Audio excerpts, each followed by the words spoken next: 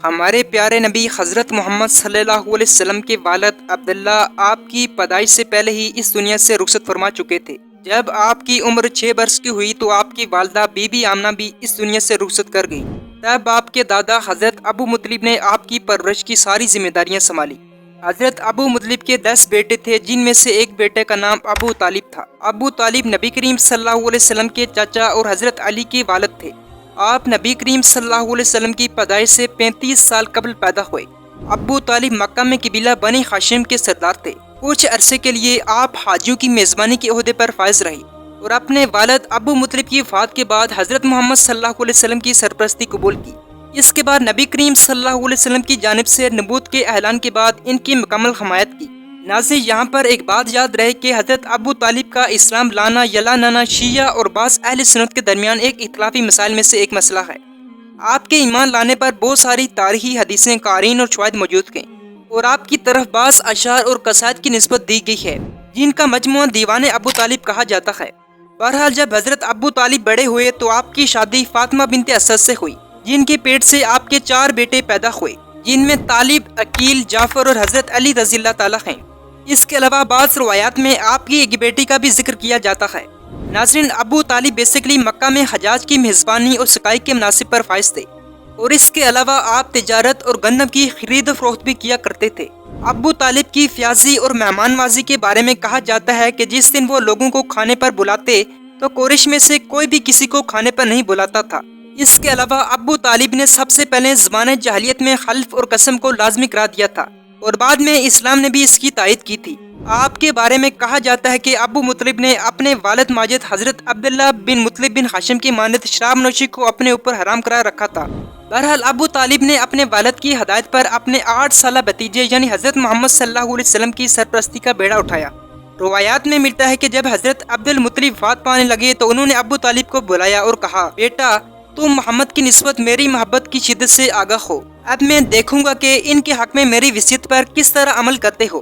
ابو طالب نے جواب میں کہا، ابا جان، مجھے محمد کے بارے میں سفارش کرنے کی ضرورت نہیں، کیونکہ وہ میرا بیٹا اور میرا بھتیجا ہے۔ اس کے بعد جب عبد المطلب کا انتقال ہوا تو ابو طالب نے نبی کریم صلی اللہ علیہ وسلم کو کھانے پینے اور لباس و پوشاک میں اپنے اہل خانہ پر مقدم رکھا۔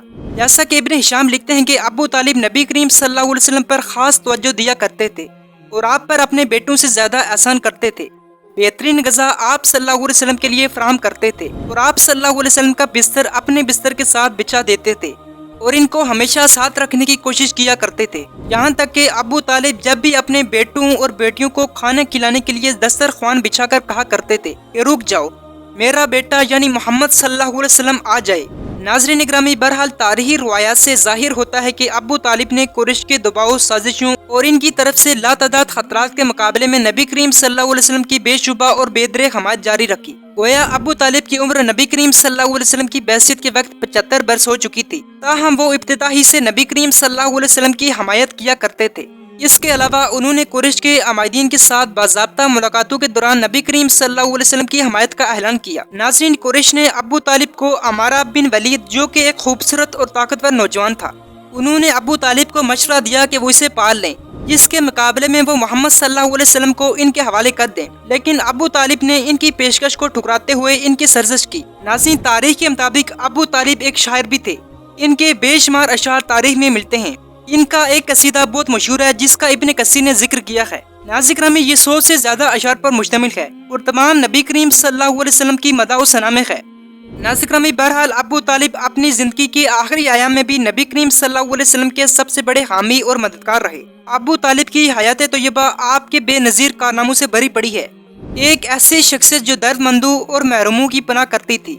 اخلاق و اخلاص آپ کے بابرکت وجود میں مجسم ہو چکے تھے۔ بہرحال ناظرین، روایات کے مطابق حضرت ابو طالب کی وفات حضرت خدیجہ کی وفات کے تیسرے دن ہوئی، اور وفات کے وقت آپ کی عمر 86 یا 90 سال بتائی جاتی ہے۔ ابو طالب کی وفات کے دن نبی کریم صلی اللہ علیہ وسلم نے سخت گریہ فرمایا اور حضرت علی کو غسل و کفن دینے کا حکم دیا، اور آپ صلی اللہ علیہ وسلم نے ان کے لیے طلب و رحمت کی دعا کی۔ جب حضرت محمد صلی اللہ علیہ وسلم حضرت ابو طالب کی دفن کی جگہ پہنچے تو فرمایا، اس طرح آپ کی مغفرت اور شفاعت کے لیے دعا کروں گا کہ جن و انس حیران رہ جائیں گے۔ اس کے علاوہ بعض روایات کے مطابق ابو طالب کے وفات کے وقت نبی کریم صلی اللہ علیہ وسلم نے فرمایا، جب تک ابو طالب حیات تھے قریش مجھ سے خوف محسوس کرتے تھے، بہرحال ابو طالب کی وفات کے بعد آپ کے جسد حقیقی کو مکہ میں آپ کے والد گرامی عبد المطلب کے ساتھ قبرستان خجون میں سپرد خاک کیا گیا۔ ناظرین، امید کرتا ہوں آپ کو نبی کریم صلی اللہ علیہ وسلم کے پیارے چچا ابو طالب کے بارے میں بہت سی چیزیں جاننے کو ملی ہوں گی۔